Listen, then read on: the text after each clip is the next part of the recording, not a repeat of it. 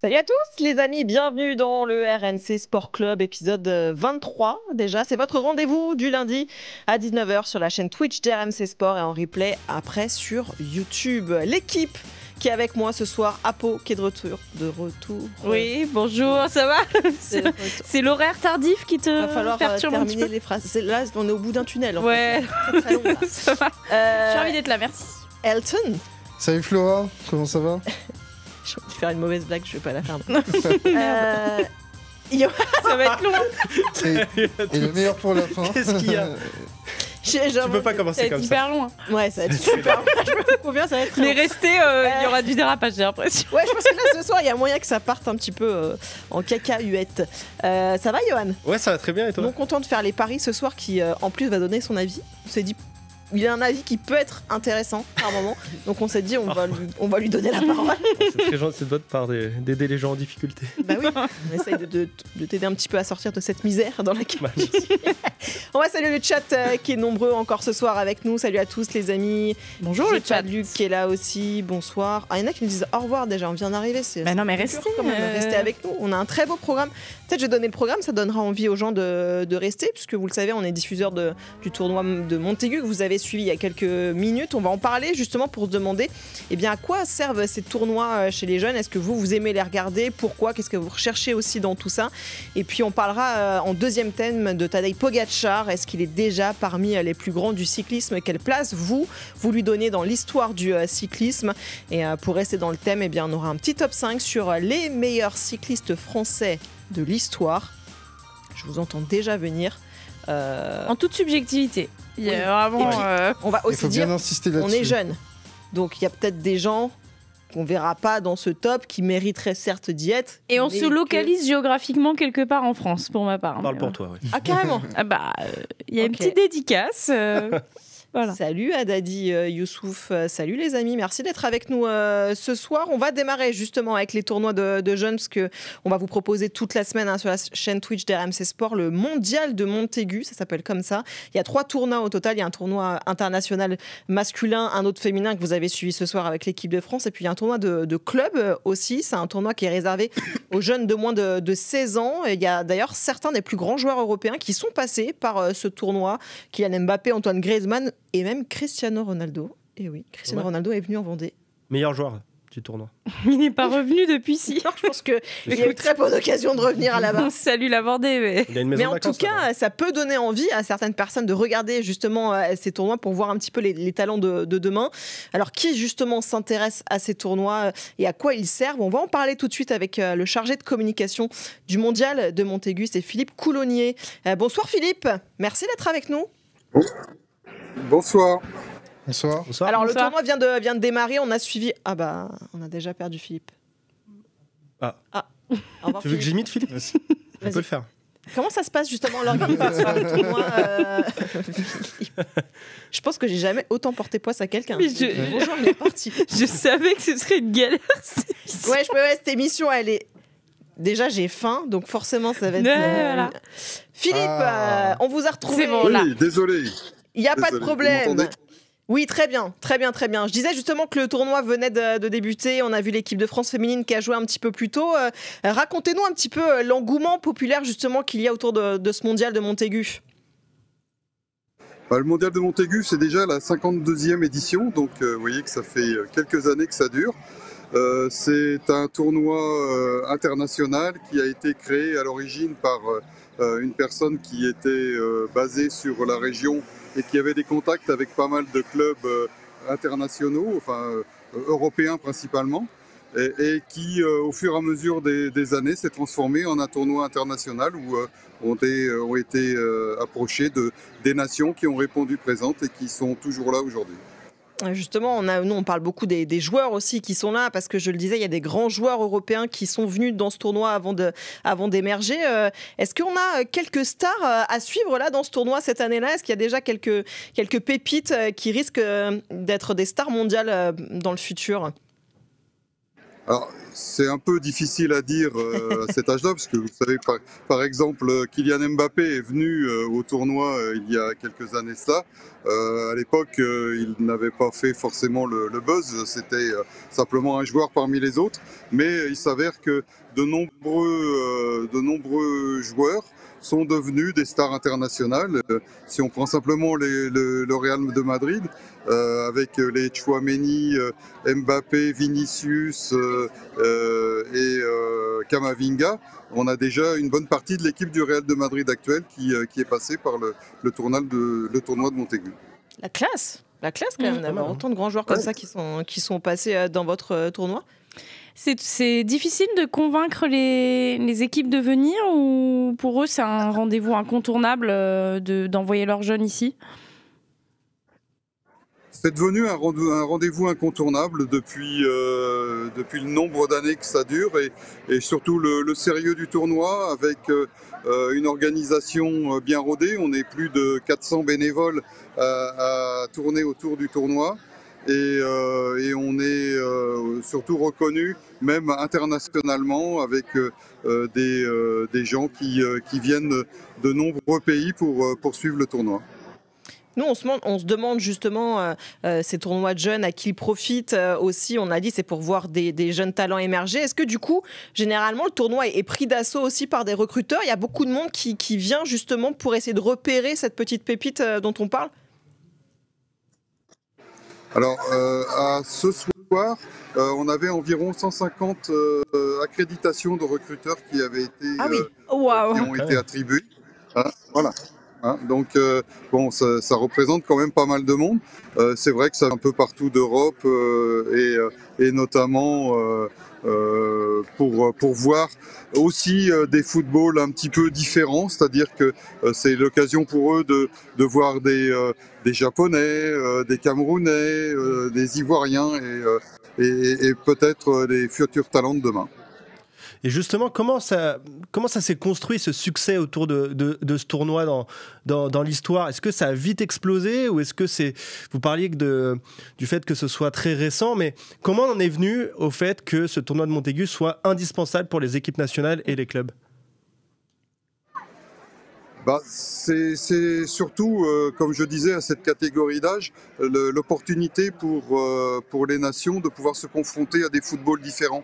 On voit par exemple chez les filles, puisque le tournoi est masculin et également un tournoi féminin de nations, l'Angleterre par exemple cette année avait envie de venir pour pouvoir se mesurer au Japon, parce qu'ils n'ont pas souvent l'occasion, et ils sont plutôt tournés vers des équipes comme la Norvège, la Suède, avec qui ils ont des confrontations assez fréquentes, et connaître d'autres footballs, ça leur permet d'avoir une approche un petit peu différente.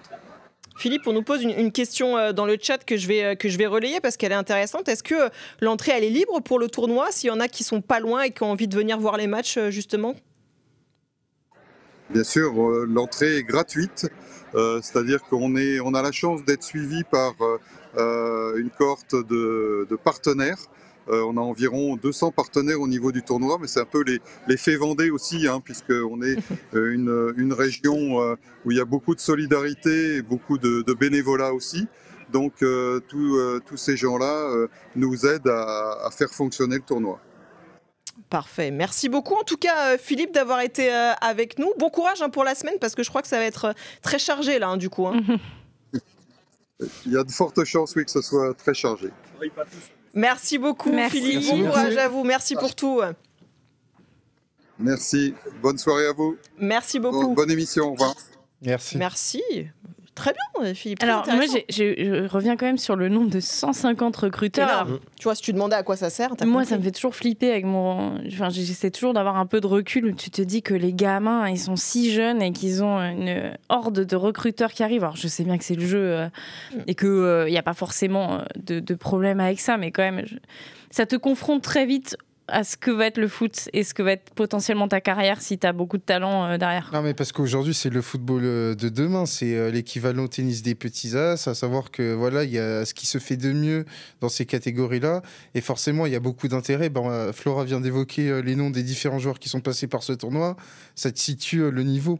Il en a cité quelques-uns, Kamavinga, Tchouaméni, Koundé, Saliba, Maignan, et ça je parle que des Français, mais à l'étranger il y a aussi Bellingham, Sterling ou encore Musiala, donc c'est vraiment beaucoup de joueurs qui passent par là, et c'est pas forcément, on pose la question, tu vois, dans le chat, quelle est la part de joueurs participants au tournoi qui passent pro par la suite. Je sais même pas s'il y a un pourcentage, mais c'est sûr que... Ah non, parce que ça dépend tellement des générations. Enfin, même quand on voit les générations de l'équipe de France, on parle toujours parfois de certains creux et que ça. En fait, c'est pareil partout. Tu peux pas forcément miser à l'avance parce que ça va dépendre du choix du club, ça va dépendre de l'entourage, ça va dépendre du physique aussi. Et à cet âge-là, par exemple, ça c'est un gros critère incertain. Le physique des joueurs, des joueuses, est-ce que tu vas tenir sur la longueur derrière ? Est-ce que tu vas pouvoir prendre en masse si tu as besoin ? Est-ce que tu vas pouvoir enchaîner les matchs ? Tu vas avoir du mal à juger à cet âge-là, mais...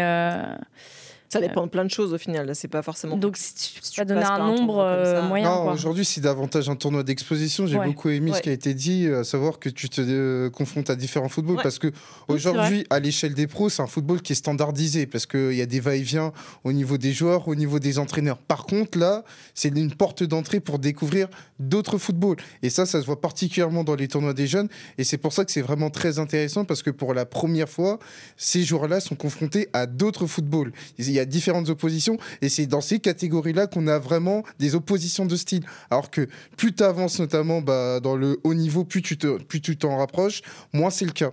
Le but, c'est d'apprendre tactiquement, mais moi, j'aimerais aussi parler de l'aspect mental. Apo parlait justement du fait que ça peut être difficile pour les jeunes joueurs d'avoir... ces recruteurs qui sont là. Alors, déjà, pour la plupart, ils sont déjà en club. Hein. C'est ça, il y a juste la sélection de Vendée où les joueurs doivent être amateurs. Parce que j'ai vu passer, t'as raison de le dire, parce que j'ai vu passer une question, je crois, dans le chat. C'est des joueurs qui sont issus des centres de formation des clubs français. En fait. Oui, ils sont déjà dans la formule. Joueurs, tout le monde. Donc, ils ont déjà un cadre professionnel. Donc, déjà, ils ont subi cette pression-là avant d'être sélectionnés dans ces clubs-là. Alors là, on parle de grands clubs européens. Après, moi, je pense que c'est surtout cet aspect mental au-delà de la tactique, mais mental pour ces jeunes joueurs de tenir sur la durée, parce que tu parlais des joueurs qui ont participé. Moi, je pense à un Paul Pogba, à un Didier Deschamps à l'époque aussi, qui était là, qui était déjà capitaine de leur équipe, et on sait où ça les a menés. Et forcément, je pense que cet aspect-là, c'est là où tu fais aussi une grosse sélection pour l'après. Et par exemple, un Kylian Mbappé a été presque transparent sur ce tournoi-là, et ça n'a pas joué sur sa carrière. Donc c'est vraiment très particulier. Ça les confronte aussi, alors pour ceux qui vont être amenés par la suite à être en sélection ou à être dans des grands clubs européens, c'est un premier cadre aussi dans une grande compétition internationale. Ouais, c'est une pression, parce qu'effectivement, c'est plus à l'époque où tu sens que dans les différents championnats, on essaye de développer des championnats de jeunes un peu dans toutes les catégories d'âge. Mais ça crée une sorte de petit cocon. Et tu te disais, Elton, finalement, tu restes aussi toujours exposé au même football et aux mêmes joueurs, et tu n'évolues pas trop. Là, tu as un tournoi, alors tu as un enjeu qui est certes modeste, mais quand même, tu te confrontes à autre chose, et ça te donne une pression, parce que c'est une coupe, en fait, ça se passe comme une coupe. Et ces compétitions-là, je pense que pour les jeunes, c'est le plus important. Parce que certes, dans des formats plus de championnat, tu vas pouvoir travailler le physique aussi, le foncier, l'enchaînement des matchs. Mais là, ça va être le côté pression extérieure, pression sur le terrain. Moi, j'aimerais bien entendre des joueurs aussi là-dessus, mais je pense que ça leur sert beaucoup par la suite d'avoir eu, même, on parlait de Mbappé transparent, tu vois, peut-être que dans un coin de sa tête, à un moment, il y a repensé, en fait. Tu sais quoi, puisque tu nous dis ça, on a la chance d'avoir... Je pense qu'il aurait préféré remporter le tournoi de Montaigu plutôt que la Ligue des Champions. J'en suis persuadée. Jamais tu me coupes comme ça, mais c'est incroyable, ça. Non, c'était plus intéressant ce qu'il dit. Mais pas du tout, c'est ce que j'allais dire. T'allais accueillir Kylian Mbappé, on l'a. Oui, il est là. Non. J'allais vous proposer d'écouter Maxime Gonalon, qui a eu le plaisir, qui a eu la gentillesse plutôt, et nous on a le plaisir de nous avoir laissé un petit message justement pour parler de ce tournoi de Montaigu, parce que lui il y a participé, et il nous livre justement, pour répondre à ce que tu dis, son expérience de ce tournoi. Salut tout le monde, c'est Max Gonalon, j'espère que vous allez bien. Je vous fais cette petite vidéo pour vous parler du tournoi de Montaigu. Un tournoi qui m'a marqué, qui a marqué beaucoup de joueurs qui ont eu la chance de le faire. C'est un tournoi qui est prestigieux, que ce soit avec les clubs ou avec les sélections nationales. Donc c'est un tournoi qui a marqué notre formation, notamment à l'âge de 15-16 ans, et d'affronter les meilleures équipes françaises. C'était un vrai bonheur, et c'est un tournoi nous a marqué tout simplement, où on a pris beaucoup de plaisir. On a l'occasion, quand on reparle et quand on revoit les anciens, de parler de ce tournoi, parce que c'est vraiment un tournoi alléchant, passionnant, prestigieux et qui vous marque. Donc ça a été un moment inoubliable. On sait aussi qu'on est regardé, les recruteurs sont au bord des terrains. Il faut se dire aussi que c'est pas forcément un gage de réussite, parce que des joueurs à cet âge-là étaient très performants et par la suite n'ont pas forcément eu la carrière espérée. En tout cas, on a pris beaucoup de plaisir à jouer ce tournoi-là, et je vous souhaite d'en prendre aussi. Je vous souhaite plein de réussite et je vous dis à bientôt. Ciao, ciao. Grand merci à Maxime Gonalon, mais tu vois, Dumont, qui nous a aidé à avoir Maxime Gonalon. Et il dit des choses très intéressantes. Il parle de ce qui est pour moi un âge charnière déjà dans la vie, mais notamment dans la vie d'un jeune joueur à 15-16 ans. C'est là que tu te formes déjà tes premières émotions. Il le dit, hein, on en reparle après entre nous. Ça les a marqués. Donc ça les a quand même marqués. C'est les premiers moments un peu de joie ou parfois de frustration, mais il y a, je pense, non, mais de vie de groupe déjà. Hein, ouais, et je pense, je suis pas dans leur tête, mais je pense que pour certains c'est un peu les derniers moments d'insouciance sur un terrain avant d'être vraiment dans le moule des pros et d'avoir toute cette pression des contrats, du recrutement, de la suite de ta carrière, du physique. Donc c'est quand même un truc sympa. Et puis ça permet, je pense, pour eux de se jauger un peu une dernière fois avant de se jeter dans le grand bain. Et comme tu le disais, de s'exposer face à des adversaires parfois de leur niveau, quoi. En fait, ce qu'on comprend, c'est que c'est leur première grande émotion internationale. Ouais. Comme ça, avant d'en vivre d'autres, parce que Maxime Gonalon en a vécu plein d'autres, et on a parlé des immenses joueurs qui ont participé. Mais je pense que, notamment, un Cristiano Ronaldo avait remporté le tournoi, a encore dans son musée le trophée du tournoi de Montaigu. Il garde tous les trophées, donc c'est pas impossible, tu vois. Ouais, mais il aurait vu combien il en a, il aurait pu en mettre de côté. Mais c'est la première grande émotion pour n'importe quel joueur qui participe à ce tournoi, et c'est assez incroyable. Et pour les spectateurs, je sais pas si ça vous est déjà arrivé d'être allé. Franchement, j'ai plus envie de me tourner vers toi. Je sens que toi, t'es du style à aller prendre un petit billet de train pour aller à Montaigu, là.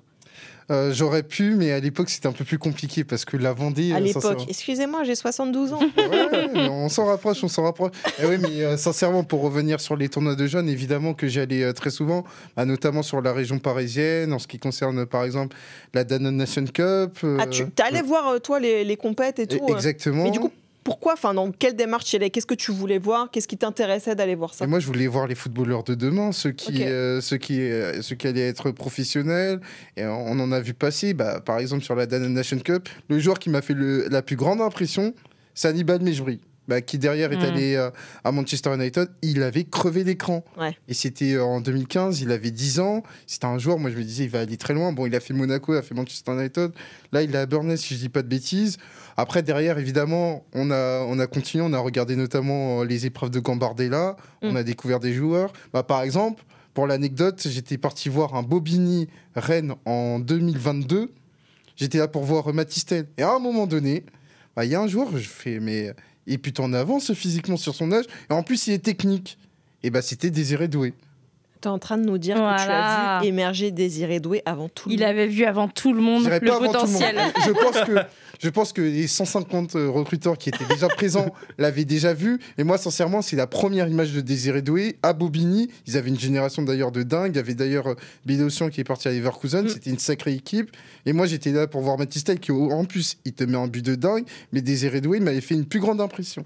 Ok, tu l'avais repéré à ce moment-là, donc ouais, pourquoi vous êtes déjà... Après, sincèrement, en 2022, jamais de la vie, je le pense. Oui, tu peux pas savoir à ce moment-là. Je le vois pas aller au PSG, parce qu'à l'époque, c'était l'un des plus jeunes. D'ailleurs, sur la feuille de match, il avait, je crois, 16 ans. Et jamais de la vie, je le vois arriver au PSG 3 ans plus tard. C'est aussi un choix de Luis Enrique, donc... Aussi. Il y a l'œil, on va dire. Mais et du PSG, il avait peut-être des recruteurs le même jour que toi en 2022 à Bobigny et il s'est dit tiens. Non, mais tu vois, pour des spectateurs, on avait la question dans le chat tout à l'heure, mais c'est aussi du foot accessible facilement et gratuitement. Mais je trouve que c'est important qu'il reste des rendez-vous comme ça et puis un peu de façon locale. Alors là, c'est en Vendée. Tu parlais de matchs du côté de Bobigny, etc. Mais il y en a un petit peu partout, des tournois de jeunes ou des compétitions de jeunes. ça permet quand même d'ouvrir à un plus large public. Un fan de foot aujourd'hui, il peut pas toujours se permettre de mettre 30, 40, 50 euros dans une place tous les 15 jours, quoi. Donc ça permet d'y aller gratuitement. On va pas se mentir, aujourd'hui, à l'échelle des clubs, parce que c'est la course à l'armement, aujourd'hui, le marché des jeunes joueurs est le marché le plus important du football. Bien sûr. C'est presque flippant d'ailleurs, à quel point c'est oui, parce que moi j'ai vu le phénomène arriver, ça avait commencé d'ailleurs en 2015, Upamecano, je me souviens, parce que je regardais beaucoup de tournois de jeunes, Upamecano, il est à Valenciennes, il est extraordinaire sur l'Euro U17, dans la foulée il signe à Salzbourg. Donc là, ça s'est accéléré. Et pour moi, l'exemple le plus marquant, c'est Lamine Yamal. Il faut savoir qu'à l'été 2023, il joue une demi-finale d'Euro U17 face à l'équipe de France. Un an plus tard, il joue une demi-finale d'Euro face à l'équipe de France. Et dans les deux cas, il est buteur. Et d'ailleurs, c'est des joueurs qui rebattent un peu les cartes. Alors, pas toujours dans le bon sens du terme, mais quand tu vois émerger un Lamine Yamal qui, aujourd'hui, à 17 ans, est l'un des meilleurs joueurs du monde, sinon le meilleur pour certains. Pour toi, surtout. Pour toi. Pas loin. Je réfléchis, mais il y en a un petit peu avant encore. Non, mais derrière, ça veut dire que les clubs se disent c'est possible. Même si là, pour moi, c'est un ovni. Oui. Et les clubs ont tort là-dessus. Mais ils se disent quand même dans leur esprit, c'est possible. Tu vois, le Barça sort des jeunes. Enfin, je dirais, il y avait quasiment la colonne vertébrale du Barça il y a quelques semaines encore. C'était des gamins de 17 ans. Donc, ils se disent ça. Et derrière, ça veut dire que dans les catégories de jeunes, on va être encore plus exigeant. On va faire encore plus de travail de recrutement. On va mettre aussi potentiellement encore plus la pression sur des gamins de 12 ans, 11 ans, 10 ans. Et là, où est la limite ? Moi, c'est le seul truc qui m'inquiète un petit peu dans ce genre de démarche. Et aujourd'hui, c'est le phénomène qui est beaucoup plus avancé. Les jeunes qui vont participer au tournoi de Montaigu sont quasiment aux portes de l'équipe première en professionnel. Et ça, c'est un phénomène... Ça, je pense que c'est différent d'ailleurs par rapport aux années précédentes. Il y a 10-15 ans, c'était pas nécessairement le cas. Parce qu'un Cristiano Ronaldo qui est un phénomène au tournoi de Montaigu, il n'avait pas une attention aussi énorme. Ouais, ils émergeaient un petit peu plus tard, effectivement. En tout cas, le tournoi de Montaigu, le mondial de Montaigu, même c'est comme ça qu'il s'appelle aujourd'hui, est à suivre toute la semaine sur les antennes Twitch d'RMC Sport. Il y aura des matchs quasiment tous les jours et la finale d'ailleurs lundi prochain, juste avant l'émission aussi. Voilà, ce qui fait qu'on prendra un petit peu plus tard, mais en espérant voir une équipe de France au moins féminine, ou peut-être les deux d'ailleurs, en finale, et remporter ce mondial. Les paris, Johan ? Bien sûr. Ah oui ? T'as pas de tablette ? Si, elle est là. Ah d'accord, ok. Point d'exclamation Winamax dans le chat pour avoir les offres de notre partenaire. Sur quoi on va parier, Johan ? Voilà, c'est dur. On a parlé de Désiré Doué. Un tout petit match. On va parler de ce duel entre Aston Villa et le Paris Saint-Germain. Quart de finale retour sera à suivre demain à 21h sur RMC en intégralité. Avec Janog ? Avec Janog. Et sur le site RMC Sport, notre live bien commenté. Sûr. Si vous voyez trop de push, d'alerte sur votre téléphone RMC Sport, c'est notre équipe. Elle est responsable. Voilà, c'est la responsable. Plaignez-vous. Vous aimez ça quand même. Alors quel code tu vas nous trouver ? Parce que là, elle a combien la cote de Villa, tiens ? Elle est à 3,30. Pas plus ? Bah non. Ok. Ouais, franchement, moi je suis très étonnée des cotes. Bah ouais. Ouais, mais le PSG peut se permettre un petit peu de gérer. Alors le PSG est favori de 0,5. On a vu quand même la supériorité parisienne au match aller. Après, c'est vrai que ce match nul à 3,80, je me dis que ça peut se tenter comme ça. Ça sent le nul. Moi, c'est dur de jouer à Villa Park. Enfin, moi je fais gaffe. Clairement. On en parlait tous comme ça, mais effectivement, heureusement qu'il y a ce troisième but parisien pour eux. Ouais. Pour respirer un petit peu plus. Ouais. Je vous donne les codes des buteurs parce que c'est peut-être là où on peut aller. Le but d'Ousmane Dembélé, je l'ai sélectionné, il est à 2,55. Et évidemment, le but de Désiré Doué à 4,25. 4,25 ? Eh oui. T'as envie d'y aller ? Ça se tente, évidemment. Oui, après, attention, parce qu'il pourrait être remplaçant demain. Oui, c'est ça. C'est pour ça qu'il faudra faire très attention. Il y a un duel avec Barcola pour la 3e place de titulaire demain. Ouais, c'est ça, exactement. Même si je pense que Barcola est passé un petit peu derrière. Ouais. Mais voilà, les codes des buteurs sont belles. Et moi, j'irais sur ça. Le but de Dembélé à 2,55 ou le but de Désiré Doué à 4,25. Merci beaucoup, Johan. La réponse, évidemment, demain. C'est ça que tu dis ? Oui, demain 21h. Demain 21h. Merci beaucoup. On va parler cyclisme un petit peu parce que c'était l'événement du week-end, l'événement hier avec le Paris-Roubaix. La course qui était déjà mythique a pris encore une autre tournure avec la présence sur les pavés de Tadej Pogačar, le tenant du titre du Tour de France. De quoi relancer ou peut-être tout simplement d'ailleurs lancer le débat autour du GOAT du cyclisme. Débat toujours évidemment très subjectif. On le voit toutes les semaines avec nos top 5 de toute façon. Et la question se pose quand même aujourd'hui, et même d'ailleurs si le Slovène n'a pas remporté Paris-Roubaix hier, il termine deuxième derrière Mathieu Van Der Poel. On va faire un petit tour de table déjà avant d'accueillir notre invité. Où est-ce que vous placez Tadej Pogačar dans l'histoire du cyclisme aujourd'hui, Johan? C'est dur. En fait, avec Tadej Pogačar, on tape sur le futur aussi, mais pour l'instant, moi, je le mets deuxième. Derrière Bah oui, le cannibale. Ah bah oui. Ah ouais, c'est pour ça que c'est le GOAT. Et donc, par rapport à ça, ça va être très très dur d'aller l'égaler. Et par rapport à ce qui se passe dans les temps modernes, au XXIe siècle, oui, Pogačar, bah, c'est celui Pogačar, tu peux y aller. Ouais, c'est le meilleur. Moi, je l'appelle constamment Pogačar, comme ça. Ouais, Pogačar, oui, c'est le meilleur. Warren oui. Barguil l'appelle comme ça aussi. C'est le meilleur parce qu'il réunit tous les critères, à savoir vainqueur sur un grand tour, vainqueur de classique, ce qui, il y a 20 ans, c'était quasiment impossible. Ce qui, il y a 5 ans, était impossible. Ouais, voilà, ce qui a même 5... Ouais, voilà, c'est ça. Moi, j'ai toujours du mal à faire des classements quand même. Quand tu es contemporain de l'époque, voilà. c'est beaucoup plus compliqué. Mais je le mets vraiment très haut, aussi parce qu'il y a quand même une grosse rivalité. Enfin, il y a de la concurrence pour lui. Il n'est pas tout seul, il plane pas au-dessus de tout le monde. Voilà, il doit batailler, on l'a encore vu ce week-end. Et puis, j'adore le caractère de Pogačar, le côté heureux de faire du vélo et donc l'attaque facile, le panache. Moi, ça me parle beaucoup. C'est pas un vainqueur petit entre guillemets. C'est un beau vainqueur à chaque fois. Donc, je le mets très très haut. Oui, pédale à l'instinct. Plus qu'au cerveau. C'est ça. Je pense qu'il donne envie de faire du vélo aux gamins, quoi. Exactement. Il a toujours le sourire, d'ailleurs, Pogačar, hyper fair-play. Mais aussi, on l'a dit, on l'a évoqué, et à prendre en compte aussi l'époque dans laquelle il est, Tadej Pogačar, où, contrairement à l'époque d'Eddy Merckx, là, maintenant, il y a une hyper-spécialisation des coureurs. Mathieu Van Der Poel ne gagnera jamais un grand tour, se concentre exclusivement et maintenant quasiment sur les pavés, même plus sur les classiques, les Ardennaises ou Liège par exemple, ou le Tour de Lombardie plus tard. Tadej Pogačar a redonné cette envie-là de courir sur toutes les grandes courses durant toute l'année. On le voit d'ailleurs chez les jeunes, notamment chez les jeunes de la Team Emirates, qui ont à peu près le même profil et ont envie de faire ça. Mais il y a à prendre en compte cette époque-là où Tadej Pogačar, contrairement à Eddy Merckx, et vous le voyez, si vous regardez par exemple les monuments qui ont été pris, donc les 5 grands monuments de la saison, visuellement on le voit qu'à Van Der Poel, Pogačar, qui ont pris 15 des 20 derniers monuments. À l'époque d'Eddy Merckx, c'était pas le cas. Merckx, il était presque tout seul. C'est pour ça que tu disais, est-ce que Pogačar pourra rejoindre Merckx? Moi, je pense pas. Je pense qu'il le fera pas à 19 monuments.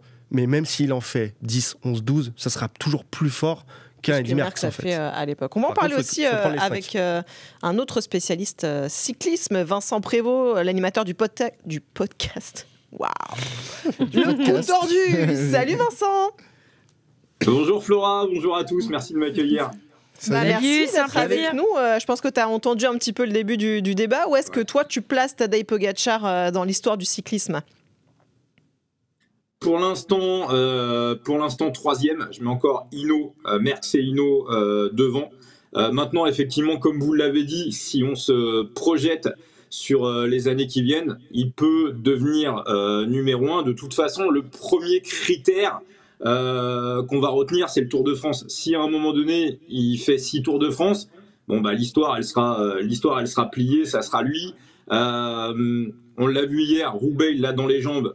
Il devrait réussir à le faire dans sa carrière. La Vuelta, ça semble être une formalité. Et puis surtout, à la différence aussi de Hinault et de Merckx, c'est que en plus, Poggi est dans un cyclisme qui est ultra mondialisé à l'époque de Merckx et Hinault. En gros, il y a la vieille Europe qui courait. On a vu les Sud-Américains commencer à émerger au milieu des années 80. Il n'y avait quasiment pas les pays de l'Est.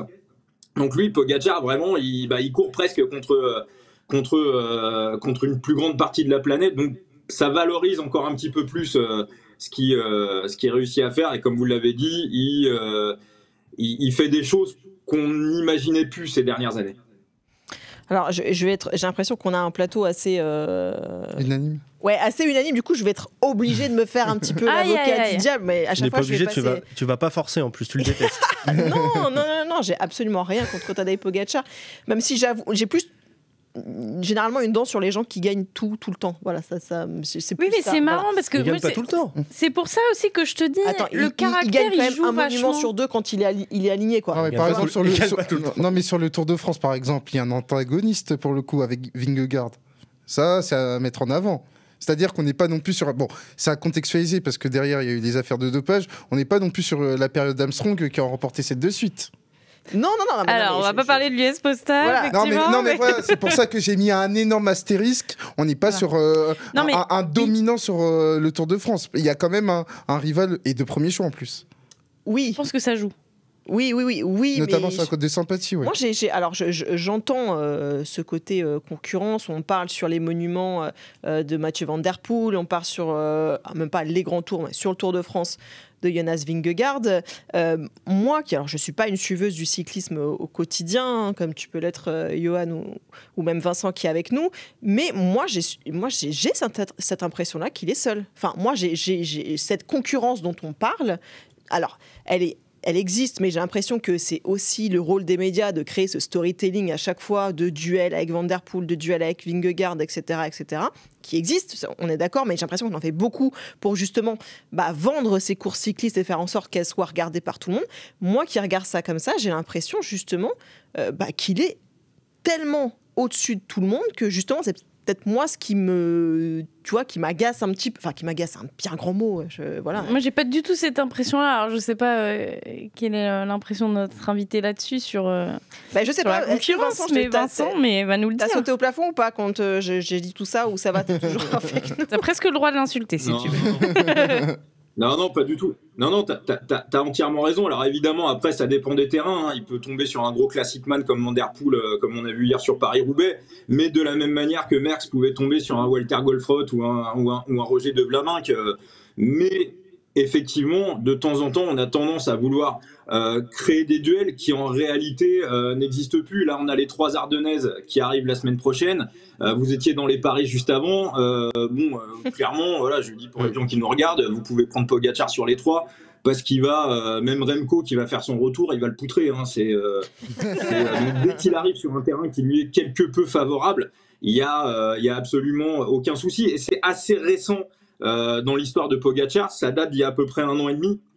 Où il a très très mal vécu ses 2 défaites sur le Tour de France contre Vingegaard en 2022 et en 2023. Il a changé d'entraîneur et on l'a vu dès le début de l'année 2024 quand il met 4 minutes à tout le monde sur l'Estrade Bianche. C'était plus le même coureur. Il a revu son entraînement et puis il continue de progresser. Et ce qui est terrible, c'est ce qui s'est passé hier, à savoir être battu sur Van Der Poel par Van Der Poel sur Paris-Roubaix.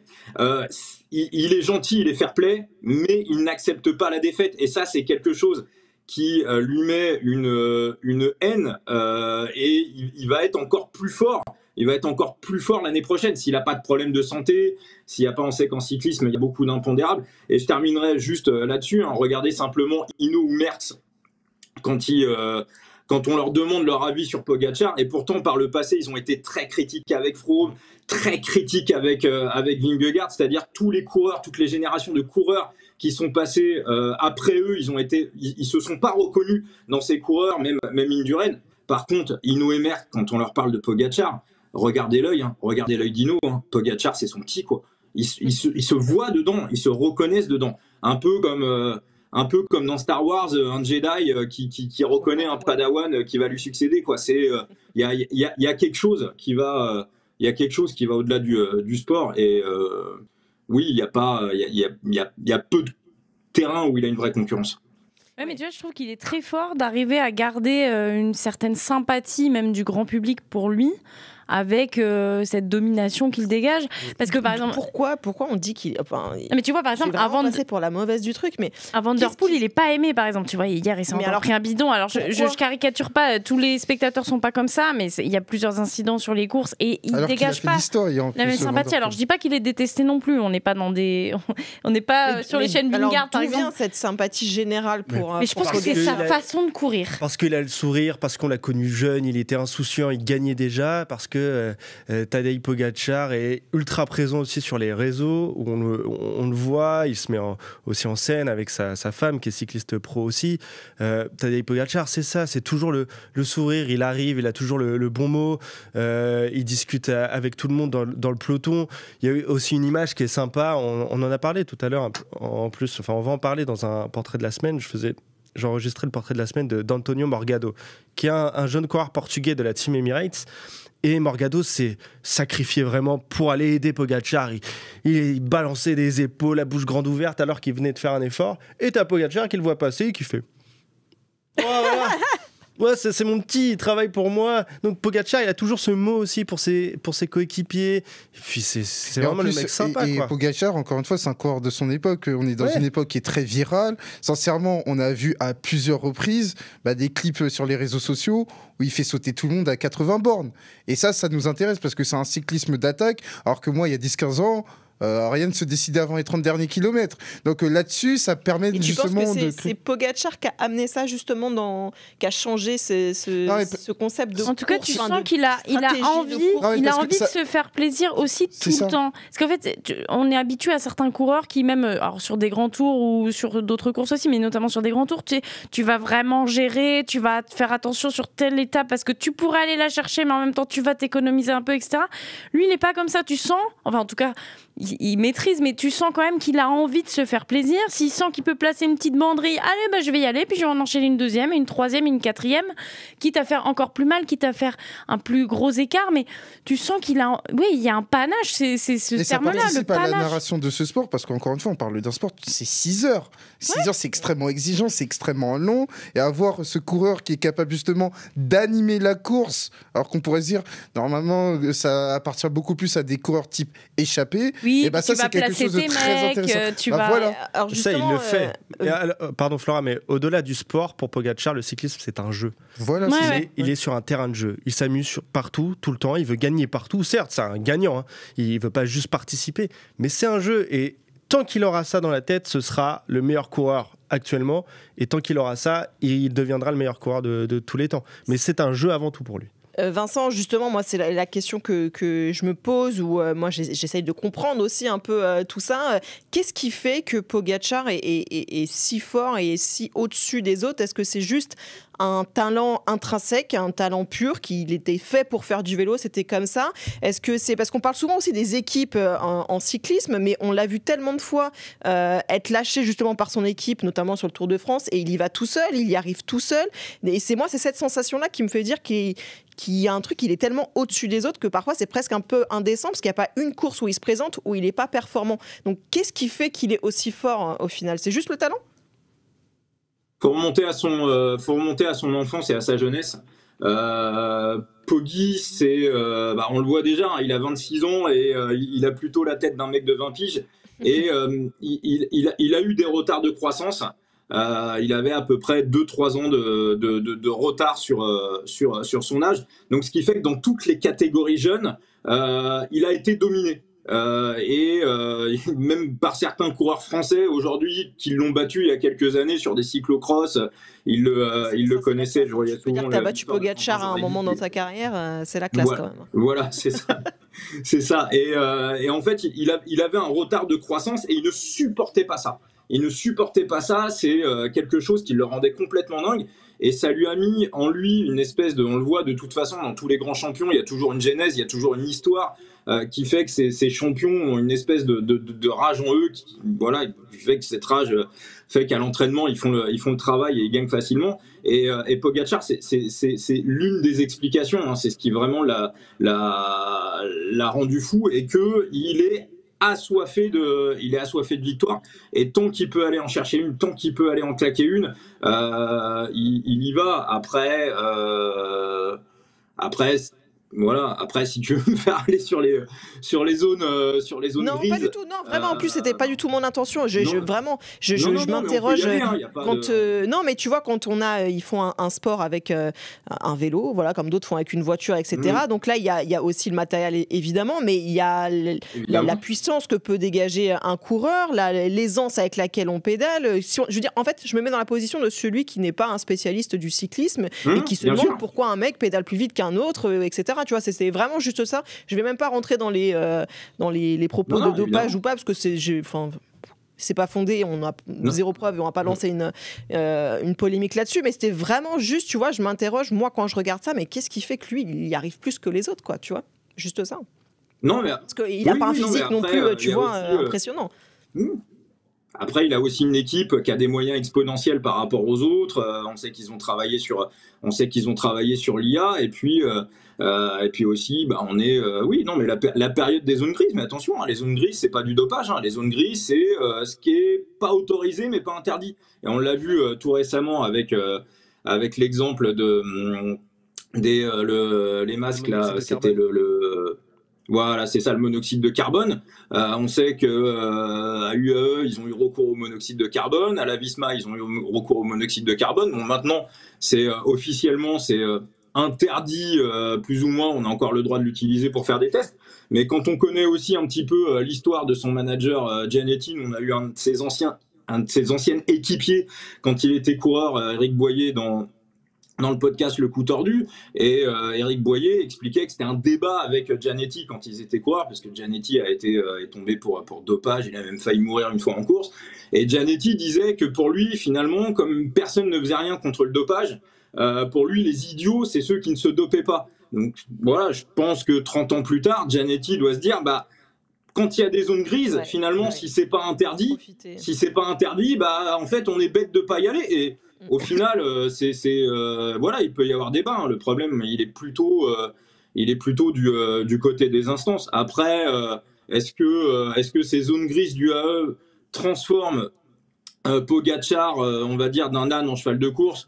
Moi, j'y crois pas. Je pense que oui, de toute façon, on a affaire à un vrai talent générationnel et on le fait pas passer d'un âne à cheval de course.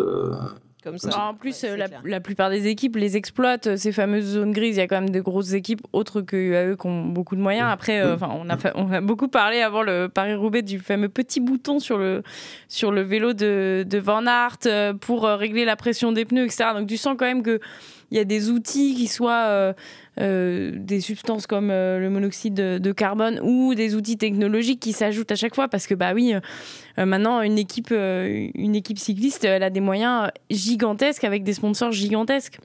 Donc chacun joue ce truc-là, et à la fin, je pense quand même que Pogačar, il est meilleur que tous les autres à armes égales, quoi. Oui. Les gènes de Pogačar, de toute façon, font de lui déjà le meilleur coureur, peu importe ce qui pourrait arriver, ce qu'on pourrait apprendre plus tard, mais déjà intrinsèquement, c'est le meilleur coureur du peloton. Mais tu parlais aussi de l'aspect technologique. Ça aussi, c'est des zones grises que peuvent utiliser les coureurs. Je me rappelle aussi de Mohoric qui avait utilisé la selle aussi. Il pouvait monter, descendre la selle, etc., notamment dans les descentes. Il y avait la position Mohoric avant qui a été depuis interdite. Il pouvait prendre de la vitesse. Là, tu parlais de Wout van Aert, mais ça a servi surtout à Pauline Ferrand-Prévôt qui est allée s'imposer aussi, qui s'en est servi. Voilà, c'est des aspects technologiques finalement qui pour l'instant sont autorisés. Malheureusement, ils ne peuvent pas être utilisés par toutes les équipes qui n'ont pas les mêmes moyens. Et c'est ça, et après, ça crée une grosse différence. Mais on en vient toujours. Bien sûr, et de toute façon, dans n'importe quel sport, que ce soit le foot, le basket, etc. Tu décris quelque chose qui est pour moi très important, et en ça, Pogačar est un enfant de son époque, c'est l'avancée technologique dans le cyclisme, qui a un caractère très important. Parce qu'on parle des vitesses battues, etc., mais c'est explicable. C'est ça. Avec les nouveaux vélos, avec les nouvelles roues, etc. Parce que par exemple, j'ai vu l'interview de Tom Boonen le jour de Paris-Roubaix. Il t'explique que Tom Boonen, il s'arrête en 2017, si je dis pas de bêtises. Il t'explique que ça n'a plus rien à voir avec l'époque où il courait. Ouais. Mais même Pogačar, Pogačar le dit lui-même. Les premiers vélos qu'il avait à la Team Emirates, quand il avait 19-20 ans, plus plus du tout la même chose. Qu'est-ce qu'on verra encore plus dans quelques années? Alors on peut se poser. Mais n'empêche que tu vois, quand je sais pas moi, quand j'allume une course où il y a Pogacar, je me dis je vais pas me faire chier quoi. Il y a un petit truc. Il va toujours se passer quelque chose. Et hier, je peux le dire parce que c'était moi qui étais sur le live vélo pour RMC Sport, les 6 heures à live sur le site. On s'est pas fait chier hier parce que même les moments où il souffrait, tu sentais qu'il n'allait pas lâcher puis qu'il allait en replacer une petite derrière, qu'il y avait aussi potentiellement un petit peu d'intox. Donc il s'est passé beaucoup de choses. Alors, il se passe toujours des choses sur Paris-Roubaix parce qu'il y a toujours des incidents. Mais c'est sûr que dès le départ, quand il est aligné de toute façon sur une course, l'intérêt de cette course double d'un coup parce que forcément. Et puis, c'est le problème de Pogacar. Il prend plaisir et il en donne, je trouve. C'est le problème de Pogacar. C'est qu'on est, et problème pour nous, c'est qu'on est dépendant de Tadej Pogacar sur toute la saison. Si Tadej Pogacar, le cyclisme là aussi du coup, parce que s'il n'est pas là, c'est mieux avec lui. C'est ça. Si Tadej Pogacar n'est pas là sur les Flandriennes, ce sera Mathieu Van Der Poel s'il est aligné qui gagnera. S'il n'est pas là sur les Ardennaises, ce sera un Remco Evenepoel qui gagnera. S'il n'est pas là sur le Tour de France, ce sera Jonas Vingegaard. Et il n'y aura pas de concurrence. Tadej Pogacar, maintenant, on est tous dépendants, tous les amoureux du vélo, de lui.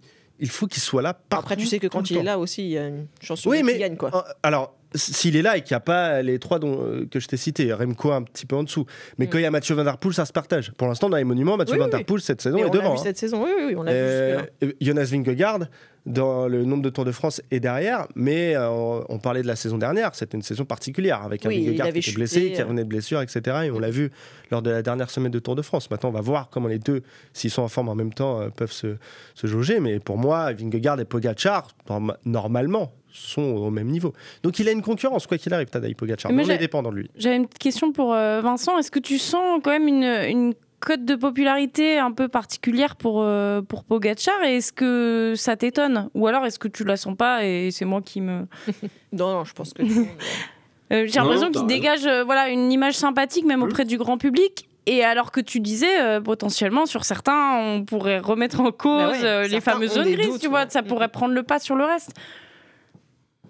Mais non, mais ça a été dit, hein. Il maîtrise parfaitement sa communication. Il est toujours souriant, il est toujours sympa avec les journalistes, même si je crois que j'avais entendu chez vous, dans Grand Plateau, qui était un petit peu plus, il était un petit peu moins accessible qu'il y a 2-3 ans.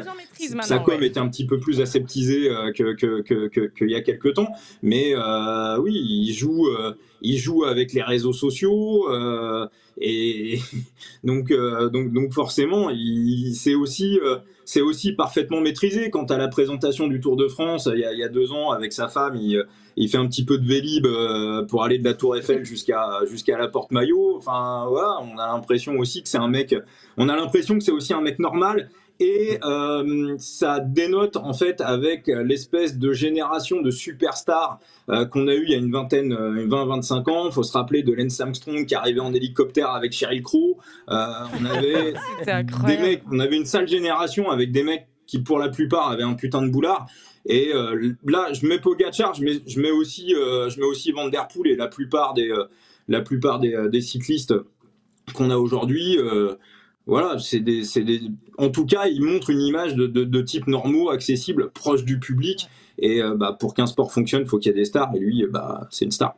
Et c'est la différence aussi, on en parlait du cyclisme d'il y a 25 ans, c'est la différence avec un Jonas Vingegaard qui est plutôt comme ça et qui a ce truc-là de nous courir. Le boulard, je sais pas. Non, pas forcément le boulard. Il est plus froid, quoi. Très froid. Oui, après, tu vois, on parlait de gens normaux. Lui, pour le coup, il est dans sa petite vie avec sa femme, avec ses enfants. Bien sûr. Je trouve qu'il a une tête de mec normal, Vingegaard. Ouais, mais il a pas une tête. Alors, il a une tête de mec normal, ça. Mais non, mais je trouve que t'as pas envie de l'aimer. Il n'a pas ce côté starification. Non, mais t'as pas envie de l'aimer. C'est normal, tu le vois pas de l'année. Moi, j'aime bien les gens normaux. Tu le vois pas de l'année, Jonas Vingegaard. Il est là que pour le Tour de France. Parce que déjà, pour moi, quelqu'un qui fait 250 bornes du vélo dans une journée, il est pas normal. Pogacar ne l'est pas, alors si tu je dis la souffrance que c'est, voilà. Mais non, mais donc, il est beaucoup plus froid parce que tu sens que c'est pas dans sa nature non plus et qu'il a pas envie de prendre du temps comme le fait Pogacar pour faire la petite story qui va bien sur Instagram. Mais derrière, c'est plus difficile de se faire aimer, même quand tu écrases tout, quoi. Ouais,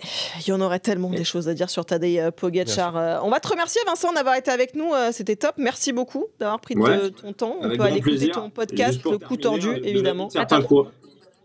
Podcast Le Coup Tordu et de la vie de certains coureurs dans le peloton. Vingegaard est beaucoup plus sympa que Pogacar. Mais ça m'étonne pas, ça ne m'étonne pas. C'est l'image, c'est pour ça que je parlais de code de popularité, quoi. C'est vraiment, il est très populaire et il est peut-être pas dans le peloton, effectivement. Je me demande si tu veux sentir quelqu'un, moi je te le dis, je l'aime bien quand même, parce que finalement, on kiffe, regarder ses courses. Non, mais il y a aussi l'image aussi qu'il veut renvoyer, et je pense que lui, il contrôle énormément sa com, Pogacar derrière, l'image de je m'en fous et tout, je suis détendu, c'est naturel pour moi. Je pense que tout est réfléchi malgré tout, et peut-être le côté moins spontané.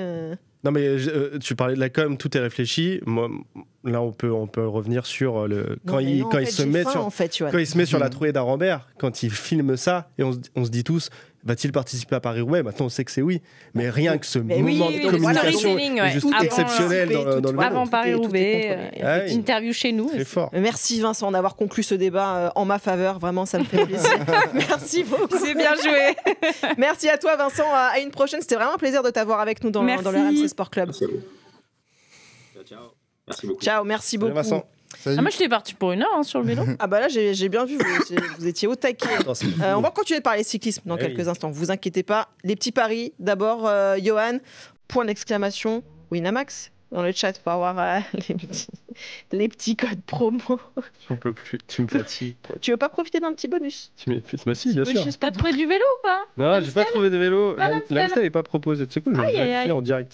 Le défi Amstel qui tombe. Non, mais l'Amstel n'est pas proposé. On est trop loin. Mais moi, je vous proposais de parier sur du tennis avec Arthur Fils, la pépite du tennis français. On a enfin trouvé un Français qui va gagner quelque chose d'important.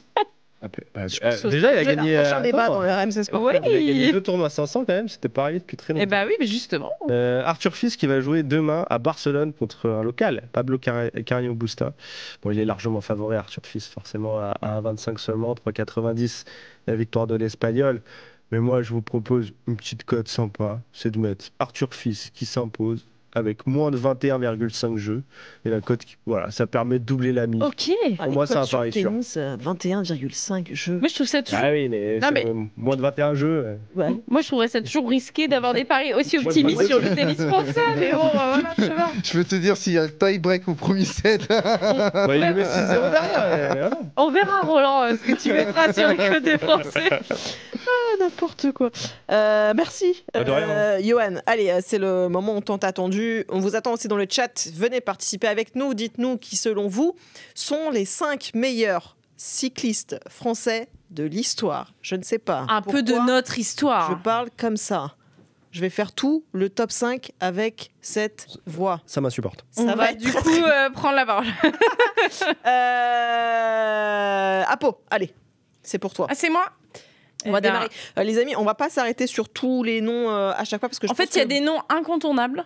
Il y a des noms que j'ai rajoutés parce que c'est moi. Voilà. On va tous plus ou moins donner les mêmes. C'est mon chouchou all time. Toi, tu nous as fait vraiment le truc de esthète, quoi.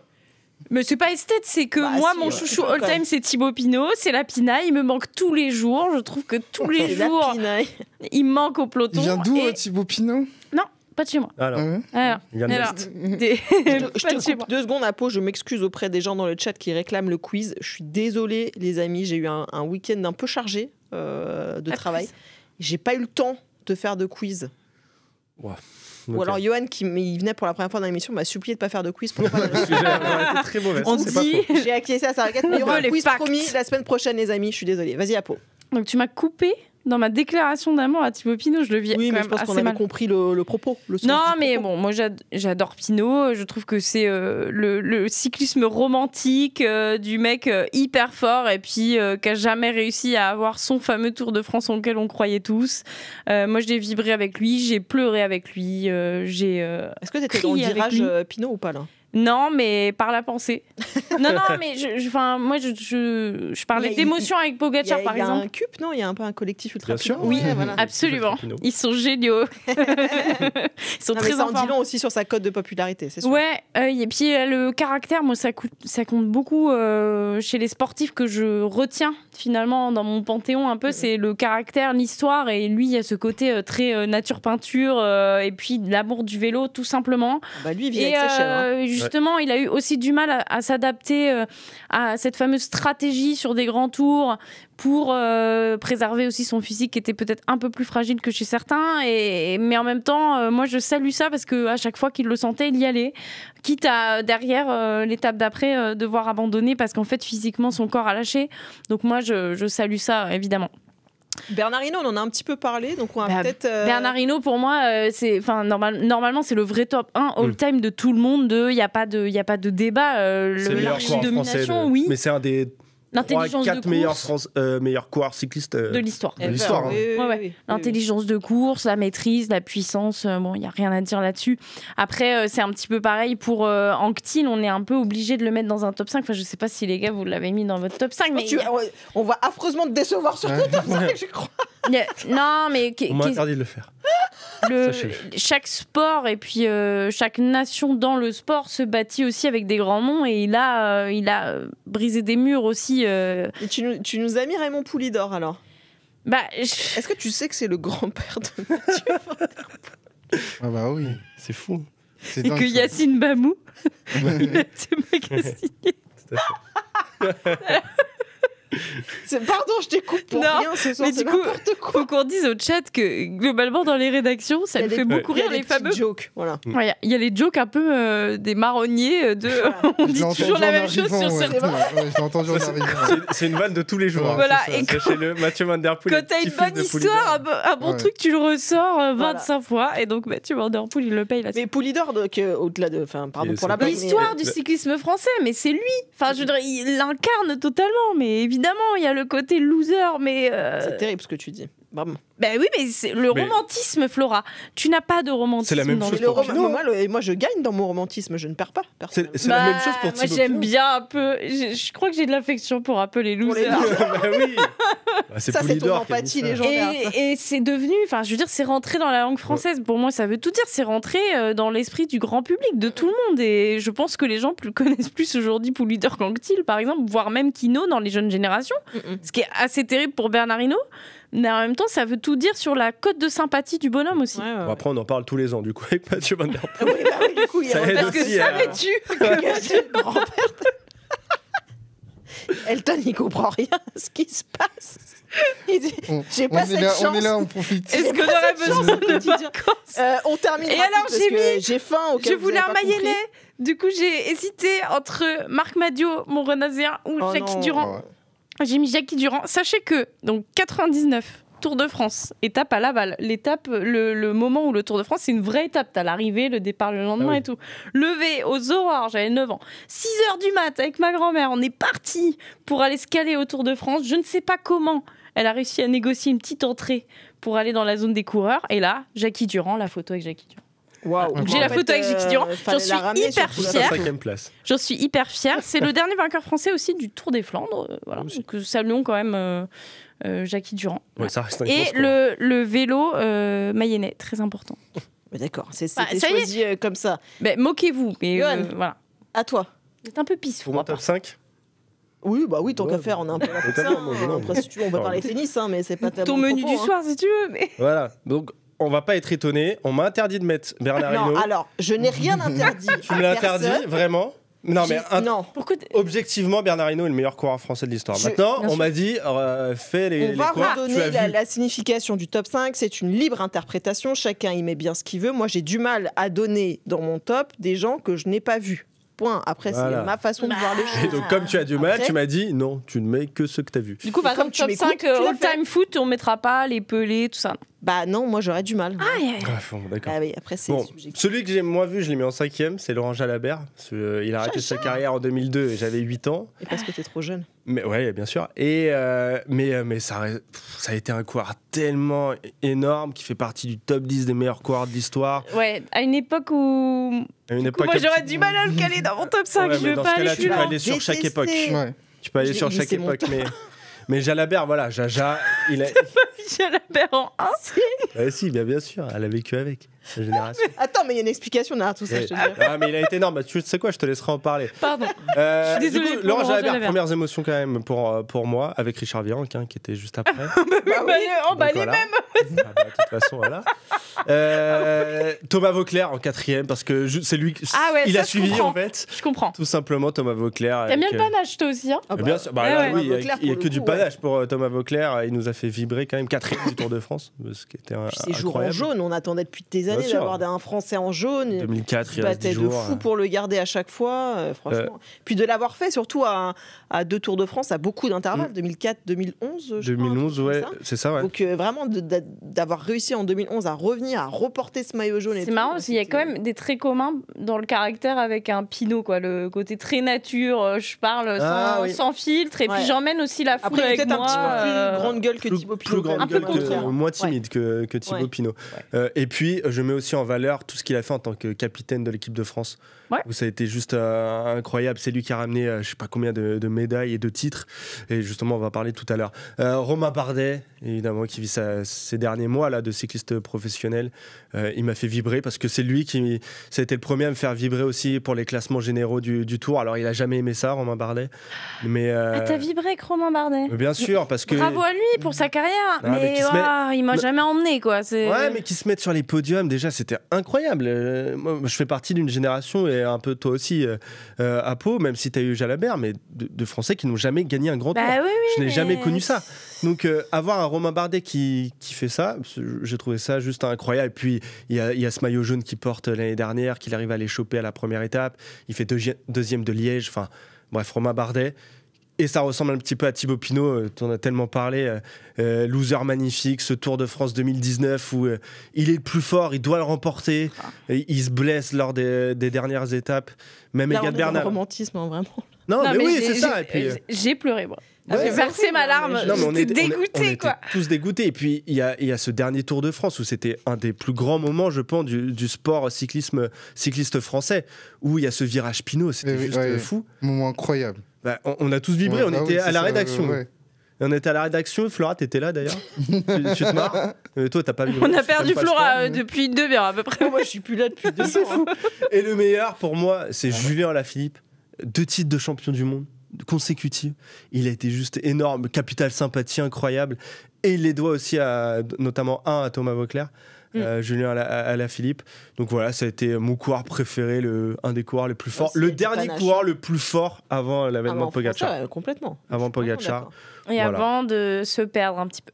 Et tu sais quoi, j'avais posé la question dans Grand Plateau à Cyril Guimard. Je lui avais dit à quel rang tu places Julien Alaphilippe dans les coureurs français de l'histoire. Et j'avais été étonné de sa réponse, il m'a dit 3e. Derrière Hinault et Anquetil. C'est quand même fou. En même temps, Ok. Donc Julien Alaphilippe, il est là-haut. On l'embrasse. Elton. Oui. Moi, je rigolais parce que... Il n'est pas décédé. Laisse-le tranquille. Il est pas mort. On n'enterre pas les gens comme ça. Je rigolais, Elton, parce qu'il hochait la tête sur Thibaut Pinot, mais il n'a absolument pas mis Thibaut Pinot dans son... Pardon.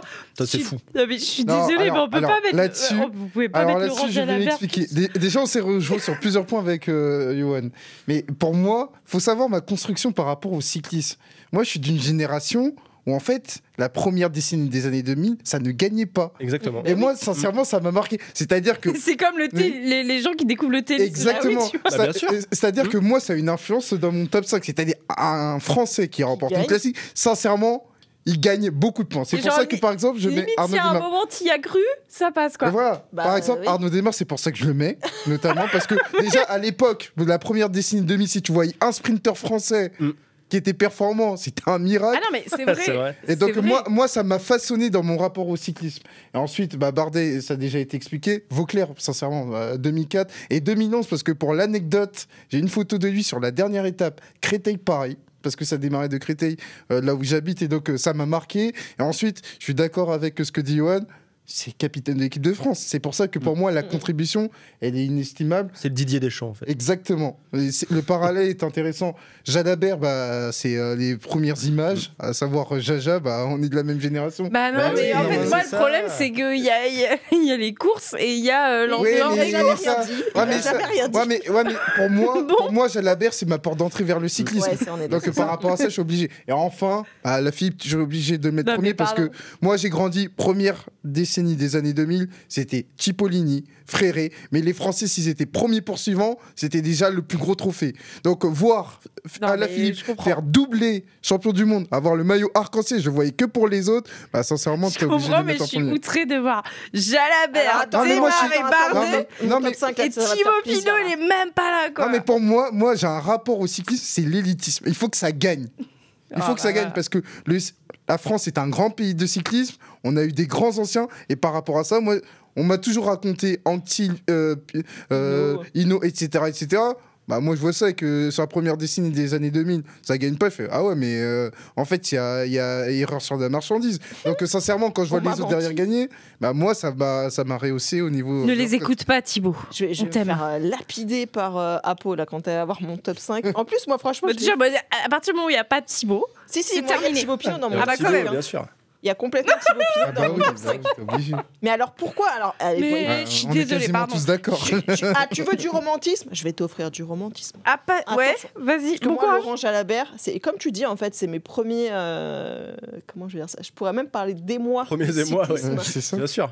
Moi j'étais petite, mais alors il faut savoir, je ne vais pas raconter ma vie, mais mon grand-père était reporter à l'équipe et couvrait le cyclisme. Donc j'ai entendu parler de cyclisme et de journalisme et de Tour de France tous les ans. C'était Raymond Poulidor. Je suis la grande cousine de Mathieu Van Der Poel. Mais pourquoi tu t'appelles pas Van Der Poel? Et du coup, en fait, Jalabert, moi je revois vraiment avec ses casquettes. C'est l'indécence d'ailleurs de laisser des coureurs avec les casquettes comme ça, mais bref. Et qui était rose à l'époque. Moi j'étais une petite gamine quand même à cette époque-là, mais j'étais in love de Laurent Jalabert, t'imagines? Ça aurait pu être Pantani à ce moment-là aussi, si tu vas par là. Mais plus romantique finalement. Ouais. Mais tu vois, il y a un côté vrai. Pour moi, Laurent Jalabert, c'est vraiment mon côté romantique du cyclisme. Alors après, on va pas. Non, mais je reconnais. Moi, je suis pas montée dans le train, quoi. Ouais, c'est vraiment. Après, moi, c'est pas du tout. On t'en veut pas, Pauline. Il a quand même gagné la Vuelta, notre. J'ai plus de goût que vous. Énormément de très belles choses à son palmarès. Très beau palmarès, ça, il n'y a pas de problème. Un côté romantique, voilà.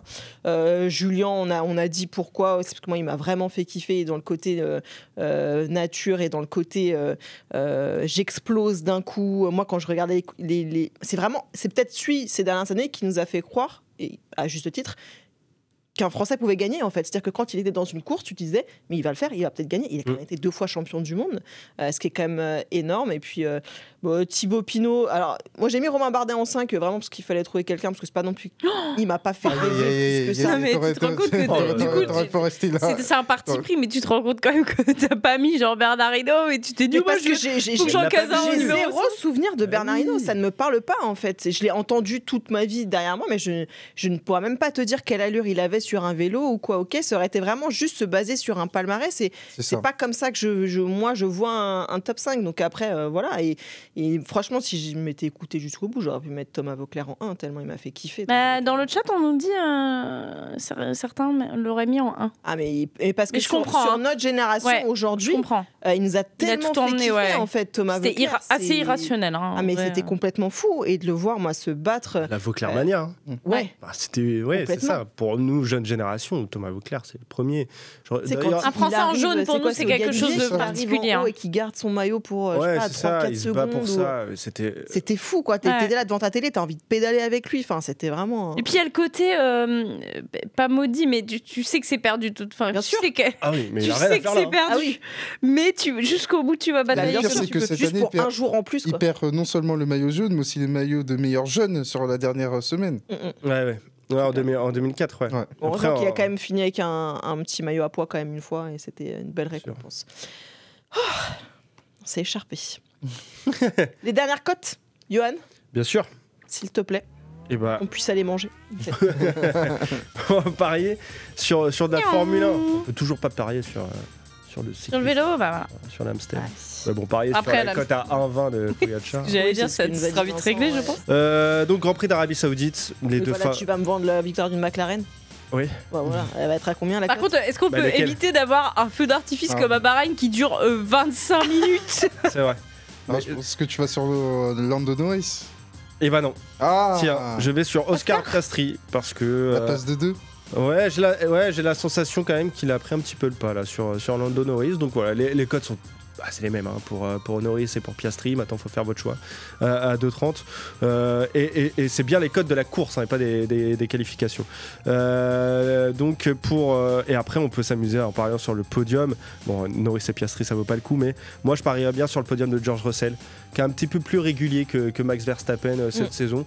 Donc c'est aussi, vous pouvez tenter un petit combiné avec la victoire de Piastri et le podium de Russell. Ça sera une cote aux alentours de 4 et quelques. C'est pas mal. Ouais, ça la F1 nous avait vendu la saison de l'univers. Bon, pour l'instant, ça démarre doucement, on va dire. Bien la saison là. Je dis pas que c'est pas trop bien. mal, ça se partage pour l'instant. Mais... Ça se partage. Oui, mais tu dis pas c'est truc d'anthologie. Pas encore. Pas encore. C'est bien à venir, c'est un sport de patience. Tu diras ça, Lewis. Bien, on va terminer sur cette phrase. Ouais. Allez, on va manger. Par contre, Flora, t'avais quand même pas précisé que Raymond Poulidor, vis-à-vis de Mathieu Van Der Poel, non. Il y avait un lien de parenté. Non. C'est Van Der Poelidor. Ah, bah oui, pourquoi il s'appelle Van Der Poel si c'est le petit-fils de Poulidor? Ça n'a pas de sens. Et pourquoi il n'est pas français? Non, c'est n'importe quoi cette fin d'émission. Voilà, on a faim, c'est l'heure d'aller manger. Merci les amis dans le chat, vous étiez nombreux ce soir avec nous. Premier retour du quiz lundi prochain avec plaisir. Je sais que ça va être chaud, plaisir à tout le monde, sauf. C'est le défi, voilà. Qui ne sait pas répondre aux questions. Merci à tous. Teste-moi, tu verras. Merci les amis d'avoir été avec nous ce soir. On se retrouve la semaine prochaine, évidemment. Pas 19h du coup, parce qu'il y aura un autre match du tournoi de Montaigu. On se retrouvera juste après la finale, aux alentours de 20h à peu près. On sera au rendez-vous sur la chaîne Twitch TRMC Sport. Portez-vous bien et à la semaine prochaine. Bisous les amis. Salut à tous.